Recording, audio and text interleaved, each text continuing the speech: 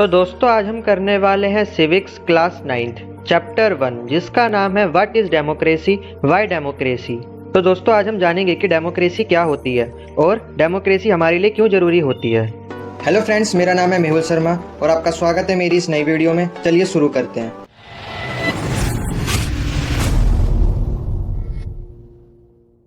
तो जैसा कि आप जानते हैं कि वर्ल्ड में हमारे यहाँ बहुत सारी कंट्री हैं, तो इनको कंट्रियों को कौन चलाती है? सरकार यानी गवर्नमेंट।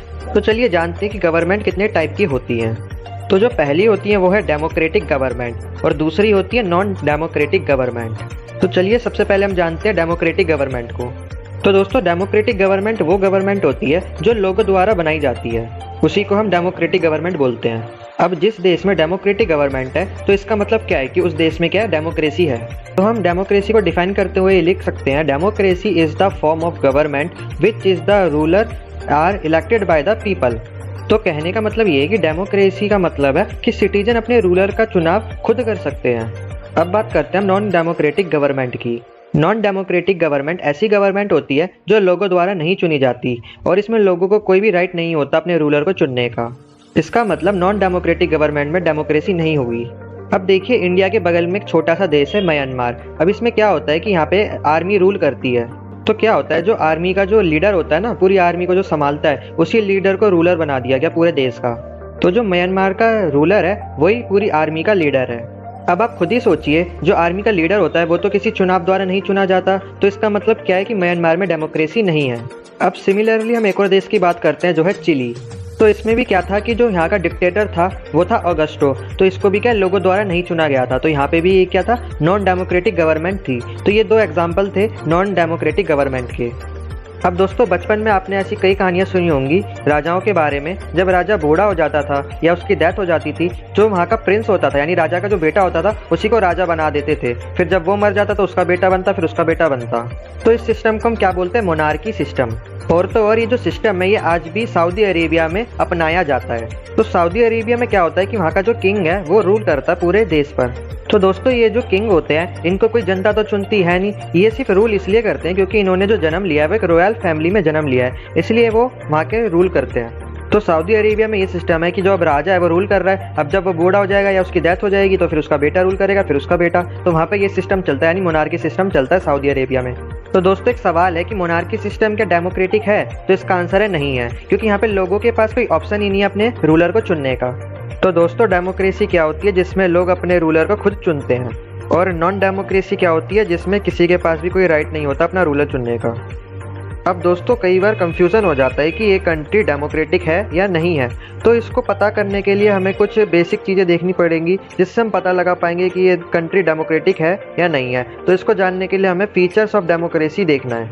तो डेमोक्रेसी के फीचर को देखने के लिए हम पाकिस्तान के एग्जाम्पल से शुरुआत करते हैं। तो ये बात है अक्टूबर 99 की। तो हुआ क्या था, जो पाकिस्तान की मिलिट्री थी वो पाकिस्तान के पीएम के अगेंस्ट खड़ी हो गई। उस टाइम पे जो पाकिस्तान के पीएम थे नवाज शरीफ, उनको मिलिट्री द्वारा हटा दिया गया। फिर पाकिस्तान पे मिलिट्री का रूल हो गया। जो पाकिस्तान के मिलिट्री के जो हेड थे परवेज मुशर्रफ, उन्होंने अपने आप को पाकिस्तान का चीफ एग्जीक्यूटिव घोषित कर दिया और बाद में उन्होंने अपना डेजिग्नेशन चेंज करके अपने आप को प्रेसिडेंट घोषित कर दिया। फिर उन्होंने 2002 में एक रेफरेंडम करा। तो दोस्तों ये रेफरेंडम होता है कि जब कोई गवर्नमेंट कोई क्वेश्चन पूछती है लोगों से और जो लोग उसका आंसर देते हैं तो सरकार को वो आंसर उनको मानना पड़ता है। तो 2002 में जो रेफरेंडम करा गया उसमें ये क्वेश्चन पूछा गया कि परवेज मुशर्रफ को 5 साल के लिए और प्रेसिडेंट बनाना चाहिए या नहीं बनाना चाहिए। तो रिजल्ट में ये आया कि बनाना चाहिए। अब दोस्तों हुआ कुछ ऐसा कि वहाँ की जो मीडिया थी और ह्यूमन राइट एक्टिविस्ट थे और डेमोक्रेटिक एक्टिविस्ट थे, उनको ये लगने लगा कि ये जो रेफरेंडम हुआ है ये लीगल तरीके से नहीं हुआ है। मतलब उनको लगने लगा कि दाल में कुछ काला है। फिर ये जो बात थी ये परवेज मुशर्रफ को पता चल गई और उसने अगस्त 2002 में एक लीगल फ्रेमवर्क जारी कर दिया, जिससे उसने क्या करा कि कॉन्स्टिट्यूशन को ही चेंज कर दिया। अब इस ऑर्डर के मुताबिक जो प्रेसिडेंट है वो नेशनल असेंबली और स्टेट असेंबली दोनों को ही डिसमिस कर सकता है। अब दोस्तों पाकिस्तान की जो नेशनल असेंबली और स्टेट असेंबली थी उसकी जो सिविलियन कैबिनेट थी उसको कौन कंट्रोल करता था? National security council. तो कहने का मतलब ये है कि पाकिस्तान की मिलिट्री सिविलियन की कैबिनेट को कंट्रोल करती थी। अब दोस्तों समझिए कि पाकिस्तान में चल क्या रहा था। अब जो नेशनल असेंबली थी और स्टेट असेंबली थी, उसमें जो लोग थे वो वोट तो डाल रहे थे, लेकिन जो जितने भी वो लोग चुने जा रहे थे वो सब किसके कंट्रोल में आ रहे थे? मिलिट्री के कंट्रोल में आ रहे थे। और आपको मैंने पहले भी बताया, जो पूरी मिलिट्री थी पाकिस्तान की किसके कंट्रोल में आती थी? परवेज मुशर्रफ के कंट्रोल में। अब दोस्तों ऐसा नहीं है कि नेशनल असेंबली और स्टेट असेंबली के पास कोई पावर नहीं थी, पावर थी लेकिन बहुत ही कम थी। जो रियल पावर थी वो किसके पास थी? परवेज मुशर्रफ के पास। तो दोस्तों डेमोक्रेसी का पहला फीचर हमें ये कहता है कि रियल पावर किसके पास होनी चाहिए? उस व्यक्ति के पास होनी चाहिए जिसको लोगों द्वारा डायरेक्ट चुना जाए। लेकिन पाकिस्तान में क्या हो रहा था? नेशनल असेंबली और स्टेट असेंबली में तो लोग चुने जा रहे थे, लेकिन रियल पावर किसके पास थी? परवेज मुशर्रफ के पास। तो दोस्तों डेमोक्रेसी का पहला फीचर क्या है? In a democracy the final decision making power must rest with those elected by the people. अब हम बात करते हैं चाइना की। तो चाइना में हर 5 साल में पार्लियामेंट के लिए इलेक्शन होते हैं। चाइना की पार्लियामेंट को नेशनल पीपल कांग्रेस बोलते हैं। अब दोस्तों खास बात यह है कि जो चाइना का प्रेसिडेंट है वो पार्लियामेंट के द्वारा चुना जाता है। तो दोस्तों यहाँ तक बात ठीक है कि पार्लियामेंट के द्वारा प्रेसिडेंट को चुना जाता है, वोटिंग करी जाती है, 3000 लोगों में से किसी एक को प्रेसिडेंट बनाया जाता है। लेकिन दोस्तों दिक्कत ये है कि पूरी जो पार्लियामेंट है उसमें सिर्फ एक ही पार्टी है जिसका नाम है चाइनीज कम्युनिस्ट पार्टी। और भी पार्टीज हैं, लेकिन ये जो पार्टी है ये नेशनल पार्टीज नहीं है, ये छोटी छोटी पार्टीज हैं। और दोस्तों चाइना में ऐसा रूल है कि जो भी पार्टी को अगर किसी भी पार्लियामेंट में अपनी जगह बनानी है तो उसको चाइनीज कम्युनिस्ट पार्टी से परमिशन लेनी होगी। तो देखा जाए तो पूरे चाइना में एक ही पार्टी होने के कारण एक ही पार्टी जीतेगी और उसी में से कोई एक प्रेसिडेंट बनेगा जो है चाइनीज कम्युनिस्ट पार्टी। अब आप खुद ही सोचिए, पूरे देश में जब एक ही पार्टी रहेगी, वही बार बार जीतेगी, तो जो स्मॉल पार्टीज और न्यू पार्टीज है उनको कोई भी मौका नहीं मिलेगा। और तो और कोई भी कैंडिडेट है या सिटीजन है उनको कोई भी चॉइस नहीं मिलेगी। अब आप एक और देश का एग्जांपल देखिए, मैक्सिको का। इससे आप समझ जाएंगे कि सेकंड फीचर क्या है डेमोक्रेसी का। तो दोस्तों मैक्सिको में क्या होता है कि वहाँ का जो भी प्रेसिडेंट है वो हर 6 साल बाद चुना जाता है और यहाँ पर कभी भी किसी मिलिट्री या किसी डिक्टेटर ने कभी भी रूल नहीं किया। वहाँ पर प्रॉपर इलेक्शन होते हैं, वह जो जीतता है उसको प्रेसिडेंट बना दिया जाता है। लेकिन दोस्तों 1930 से जब मैक्सिको आज़ाद हुआ था, 1930 से 2000 तक सिर्फ एक ही पार्टी अब तक जीती आ रही है जिसका नाम है PRI, जिसका मतलब है इंस्टीट्यूशनल रेवोल्यूशनरी पार्टी। अब देखिए, जब इतने सालों से जब एक ही पार्टी जीती आ रही है तो जो नई पार्टी होती थी वो कभी डर के मारे खड़ी ही नहीं हुई, और जो खड़ी भी होती थी तो वो आज तक कभी जीत ही नहीं पाई। तो जब से लेके अब तक क्या एक ही पार्टी जीती आ रही है। तो दोस्तों ऐसा क्यों होता था कि एक ही पार्टी अब तक जीती आ रही है? क्योंकि ये जो पार्टी थी PRI, ये जीतने के लिए सारी हदें पार कर देती थी। ये पार्टी जीतने के लिए काफ़ी सारी डर्टी ट्रिक्स का इस्तेमाल करती थी और इलेक्शन जीत जाती थी। जैसे कि ये पार्टी सभी गवर्नमेंट ऑफिसर को बुलाती थी अपनी प्राइवेट मीटिंग्स में और उनमें शायद रिश्वत वगैरह भी इनको खिला देती थी। और जितने भी गवर्नमेंट टीचर्स थे ये उनसे बोलती कि अपने जो भी बच्चे हैं उनके पेरेंट्स को बोलिए कि वो सिर्फ हमारी पार्टी को ही वोट करें। और तो और ये जो पार्टी थी काफ़ी सारे पैसे यूज़ करती थी अपने पार्टी के एडवर्टाइजमेंट में। तो इससे क्या होता था, जितनी भी न्यूज़ वगैरह थी या मीडिया चैनल्स थे वो सब PRI की तारीफ करते थे, उनको ही दिखाते रहते थे। तो कोई भी इनकी बुरी बात नहीं बताते, सिर्फ अच्छाइयाँ बता देते पार्टीज़ की। तो इससे क्या हुआ, लोगों के ऊपर एक्सप्रेशन पड़ा कि हाँ ये पार्टी काफ़ी ज़्यादा अच्छी है। और तो और इलेक्शन के टाइम पे क्या करा जाता था कि जो भी अपोजिशन की पार्टी थी उसको अगर कोई वोट डालने जाता है तो पोलिंग बूथ को ही शिफ्ट कर दिया जाता था, जिससे क्या होता कि लोगों को काफ़ी ज़्यादा दिक्कत आती थी वोटिंग करने में। अब आप ये सब देख के समझ गए होंगे कि अपोजिशन के पास तो कोई चांस ही नहीं था जीतने का। तो आप देख ही सकते हैं कि कितनी बुरी हालत थी। तो आपने पहले एग्जाम्पल में चाइना के बारे में देखा कि चाइना में क्या एक ही सरकार है, मतलब एक ही पार्टी है, चाइनीज कम्युनिस्ट पार्टी, और यही पार्टी पूरे चाइना पे रूल करती है और यही कैंडिडेट्स को अप्रूव करती है। और दूसरा एग्जाम्पल आपने देखा मैक्सिको का, जहाँ पे बहुत सारी पार्टियां तो थी लेकिन जो लोग थे वो अपनी मनपसंद पार्टी नहीं चुन पाते थे, क्योंकि जो PRI थी वो अपनी पावर का या पैसों का गलत इस्तेमाल करके अब बार बार जीत जाती थी। तो दोस्तों आप खुद ही सोचिए कि ये जो इलेक्शन हुआ है क्या ये फेयर इलेक्शन हुआ है? तो नहीं हुआ है बिल्कुल भी, क्योंकि अगर फेयर इलेक्शन होता तो और भी पार्टियों के पास मौका होता जीतने का। तो इन दो एग्जाम्पल से हमें हमारी डेमोक्रेसी के लिए सेकंड फीचर मिलता है, जो कि है a democracy must be based on a free and fair election where those currently in power have a fair chance of losing। समझ गए? मतलब हम अपनी कंट्री को डेमोक्रेटिक तभी कह सकते हैं जब वहाँ पे इलेक्शन फ्री और फेयर हो। मतलब सिंपल वे में कहें तो हमारे यहाँ इलेक्शन फ्री में होने चाहिए और ऑनेस्टली होने चाहिए। मतलब हारने की और जीतने की प्रोबेबिलिटी सेम होनी चाहिए, इक्वल होनी चाहिए। ऐसा नहीं होना चाहिए कि एक ही पार्टी बार बार जीतती रहे, दूसरी पार्टियों को भी बराबर मौका मिलना चाहिए जीतने का। अब हम समझेंगे थर्ड फीचर ऑफ डेमोक्रेसी। तो इस फीचर को हम समझेंगे सऊदी अरेबिया के एग्जाम्पल से। तो सऊदी अरेबिया में 2015 से पहले जो वुमेन्स होती थी उनको कोई भी अधिकार नहीं था वोट डालने का। ऐसे ही एक और कंट्री है जिसका नाम है एस्टोनिया। तो एस्टोनिया में ऐसा रूल था कि जो रशियन माइनॉरिटीज थी उनको काफ़ी ज़्यादा मुसीबत को फेस करना पड़ता था वोटिंग डालने के समय। अब ऐसी एक और कंट्री है जिसका नाम है फिजी। तो फिजी में जो इलेक्टोरल रूल है वो इस प्रकार की, जो फिजी के जो इंडिजीनियस लोग हैं, वहाँ के जो मूल निवासी है, उनका वोट की जो वैल्यू है वो हाई होगी इंडियन फिजी के मुकाबले। अब एग्जाम्पल के लिए आप समझिए कि दो व्यक्ति हैं, एक का नाम है राम और दूसरे का नाम है श्याम। अब मान लीजिए कि राम को मिलते हैं 2000 वोट्स और श्याम को मिलते हैं 2001 वोट। तो आपके हिसाब से कौन जीता? कि श्याम जीता। लेकिन जीता कौन रियल में? राम जीता। क्यों? क्योंकि इसको जो वोट मिले वो इंडियन जीनियस फिजी के मिले। तो मैंने आपको अभी बताया कि जो इंडियन जीनियस फिजी थे उनकी वोट की जो वैल्यू है वो ज़्यादा होती है इंडियन फिजी के मुकाबले, इसलिए जो राम है वो जीत गया। अब आप खुद ही सोचिए कि ये गलत है या नहीं है। तो ये क्या गलत है? तो दोस्तों हमें यहाँ से अपने डेमोक्रेसी का थर्ड फीचर मिलता है। In a democracy each adult citizen must have one vote and each vote must have one value. मतलब हर व्यक्ति का जो वोट की वैल्यू है वो एक होनी चाहिए। ऐसा नहीं कि जो अमीर व्यक्ति है उसकी वोट की वैल्यू गरीब व्यक्ति से ज़्यादा हो, ऐसा नहीं होना चाहिए। दोनों की वोट की वैल्यू सेम होनी चाहिए। तो भले ही वो अमीर हो, गरीब हो या फीमेल हो, है ना, तो सबको क्या इक्वल राइट्स मिलने चाहिए और सबकी जो वोट की वैल्यू है वो भी इक्वल होनी चाहिए। अब हम बढ़ते हैं हमारे डेमोक्रेसी के लास्ट फीचर पे, जो कि है फोर्थ फीचर ऑफ डेमोक्रेसी। तो दोस्तों इसको समझने के लिए हम समझेंगे जिम्बाब्वे का एग्जाम्पल। तो दोस्तों जो जिम्बाब्वे था वो ब्रिटिश की कॉलोनी थी और जो जिम्बाब्वे के लोग थे उन पर जो व्हाइट माइनॉरिटी थी वो रूल करती थी। यानी जो गोरे लोग थे यानी ब्रिटिश लोग थे वो जिम्बाब्वे के लोगों पे रूल करते थे। तो सन 1980 में जिम्बाब्वे को इन व्हाइट लोगों से आज़ादी मिली। मतलब 1980 को जिम्बाब्वे इंडिपेंडेंट हो चुका था। और जब से लेके आज़ादी से लेके अब तक सिर्फ एक ही पार्टी अब तक रूल करती आ रही है, वो पार्टी है JNPF। तो इस पार्टी ने अपनी मेन भूमिका निभाई थी आज़ाद होने में। तो जब से लेके अब तक सिर्फ एक ही व्यक्ति क्या है इस पार्टी का रूल करते हुए आ रहा है और इस व्यक्ति का नाम है रॉबर्ट मुगाबे। ये व्यक्ति वहाँ पे काफ़ी ज़्यादा पॉपुलर था, लेकिन ये जो अब इलेक्शन होते थे तो ये फेयर तरीके से नहीं लड़ता था, ये सिर्फ बेईमानी करके जीत जाता था।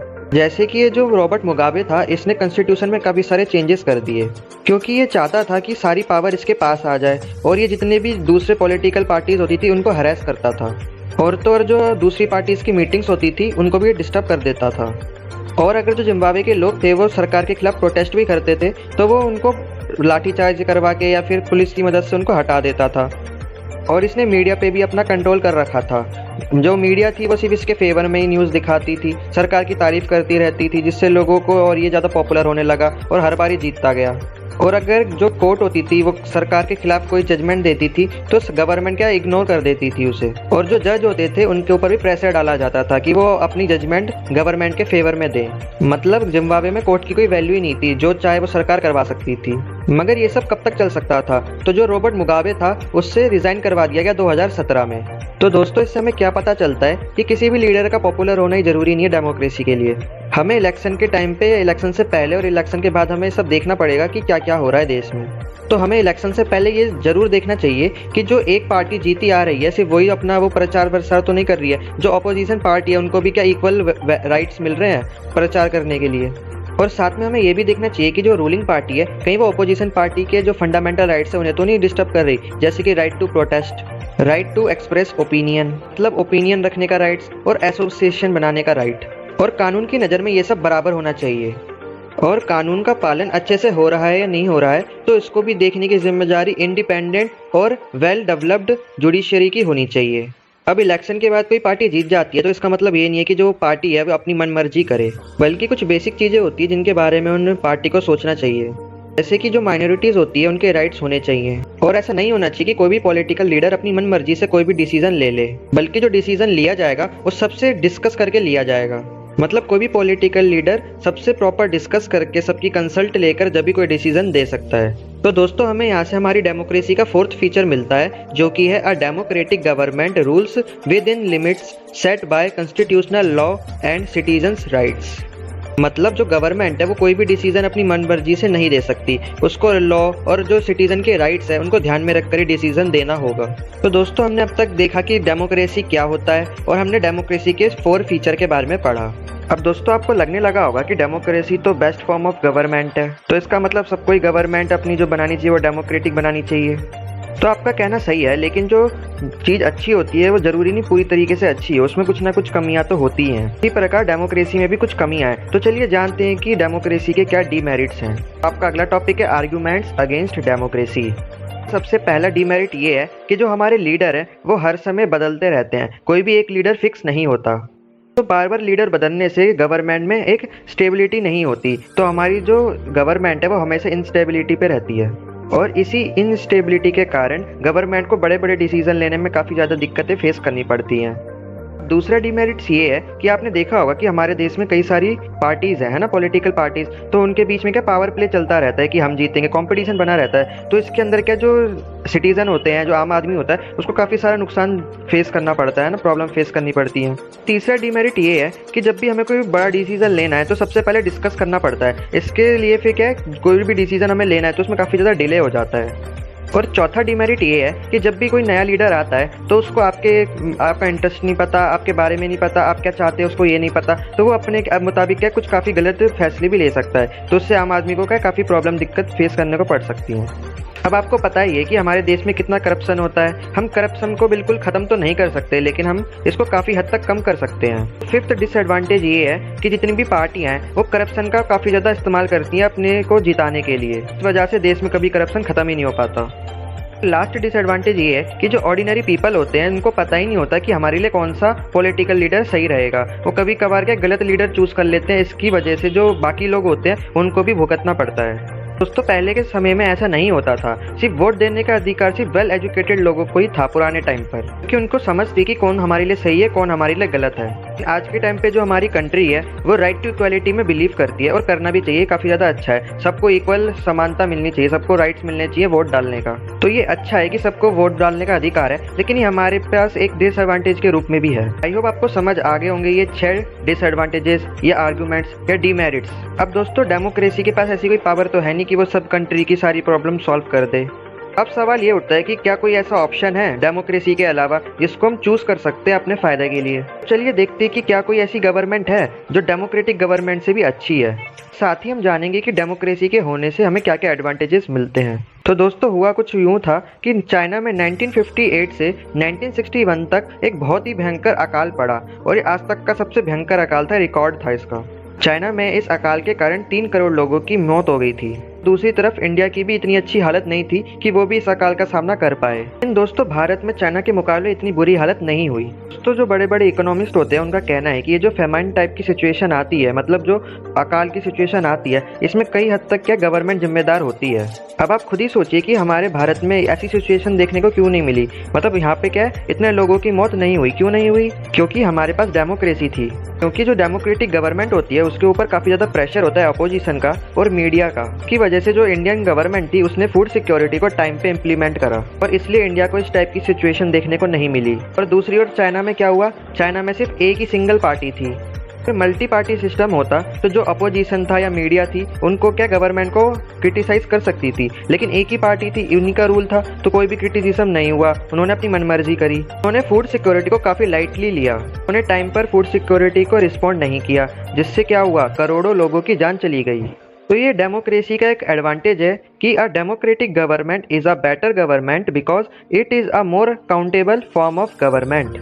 और एक एडवांटेजेस और है डेमोक्रेसी का कि जब भी कोई डिसीजन लिया जाता है तो सबकी सहमति से लिया जाता है, सबसे कंसल्ट करा जाता है, सबसे डिस्कस करा जाता है और इसमें काफ़ी ज़्यादा टाइम भी लगता है। लेकिन इसका फ़ायदा ये है कि जो डिसीजन लिया जाता है ये काफ़ी ज़्यादा लाभदायी होता है लोगों के लिए। इसका मतलब third democracy improves the quality of decision making. Democracy से हमें थर्ड एडवांटेजेस मिलता है, democracy provides a method to deal with differences and conflicts. अब दोस्तों हम सभी जानते हैं कि भारत में क्या है, काफ़ी टाइप के लोग रहते हैं और सबके सोचने का तरीका भी अलग है, सबकी अलग अलग धारणाएं हैं, जिससे क्या होता है कि डिफरेंट लोगों के बीच में फिर कॉन्फ्लिक्ट्स होने लगते हैं। अब मान लीजिए कि ऐसा होने लगे कि जो पावरफुल है सिर्फ उसी का ओपिनियन सुना जाए, जो कमजोर है उसका ओपिनियन ही नहीं सुना जाए, तो उससे क्या होगा कि कोई भी हैप्पी नहीं होगा और उनके बीच में क्या तनाव रहेगा और आगे चल के वो कभी भी साथ में नहीं रह पाएंगे। तो इसलिए क्या डेमोक्रेसी अच्छी है, क्योंकि इसमें कोई भी परमानेंट विनर नहीं होता और कोई परमानेंट लूजर नहीं होता। पे सभी लोग अपने अपने ओपिनियन रख सकते हैं, हम किसी के भी ओपिनियन को अस्वीकार नहीं कर सकते। हमने बात कर ली गवर्नमेंट की और सोसाइटी की। अब डेमोक्रेसी का सबसे ज़्यादा फायदा किसको होता है? आम पीपल्स को होता है, आम आदमी को होता है। मतलब जो नॉर्मल लोग होते हैं सोसाइटी में सबसे ज़्यादा उनको फायदा होता है, क्योंकि democracy enhance the dignity of citizens.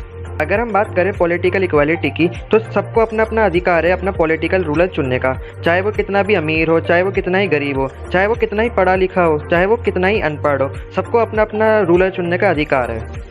तो हमें पूरा चैप्टर पढ़ने के बाद हमें फाइनली क्या पता चलता है कि democracy is the better than other form of government because it allows us to correct its own mistakes. आप ही बताइए, भले ही कितनी भी अच्छी सरकार क्यों ना हो, लेकिन ज़रूरी नहीं है कि वो सारी चीज़ें अच्छी करे, उनसे कोई ना कोई मिस्टेक तो होगी ही, है ना। कि जब भले ही कितनी भी अच्छी गवर्नमेंट क्यों ना हो, वो कोई ना कोई गलतियाँ तो करेंगी ही। डेमोक्रेसी की सबसे खास बात यही है कि कोई भी गलतियाँ डेमोक्रेसी के अंदर छुपाई नहीं जा सकती। कि जो मीडिया होती है उसके पास फुल पावर होती है, मीडिया जो होती है वो इंडिपेंडेंट होती है, और जो अपोजिशन होता है वो भी एकदम इंडिपेंडेंट होता है सरकार का विरोध करने के लिए। वो कुछ भी गलत करेंगे तो जो अपोजिशन है उसके खिलाफ क्या क्वेश्चन कर सकते हैं। तो ऐसे में अगर कोई भी डिसीजन गलत है तो सरकार को क्या है वो चेंज भी कर सकती है या वापस भी ले सकती है डिसीजन को, और अगर ऐसा नहीं कर सकती तो जो सिटीजन होते हैं वो अपना रूलर चेंज भी कर सकते हैं। अब आप खुद ही सोचिए कि ये सब चीज़ें नॉन डेमोक्रेटिक गवर्नमेंट में पॉसिबल है, तो ऐसा बिल्कुल पॉसिबल नहीं है। नॉन डेमोक्रेटिक गवर्नमेंट के पास हर चीज का सोल्यूशन है, तो ऐसा भी पॉसिबल नहीं है। तो अंत में हम यही पाते हैं कि जो डेमोक्रेसी है वो सभी फॉर्म ऑफ गवर्नमेंट से बेस्ट है। तो democracy is the best form of government. तो दोस्तों, हमें अपने आप पे प्राउड होना चाहिए कि हम ऐसे देश में रहते हैं कि जहाँ पे डेमोक्रेसी है, और वो भी पूरे वर्ल्ड की सबसे बड़ी डेमोक्रेसी। आई होप आपको ये चैप्टर पूरा अच्छे से समझ आ गया होगा। जब तक के लिए चैनल को सब्सक्राइब कर दीजिए, वीडियो को लाइक कर दीजिए। मैं मिलता हूँ आपको इसकी नेक्स्ट वीडियो में, तब तक के लिए जय हिंद।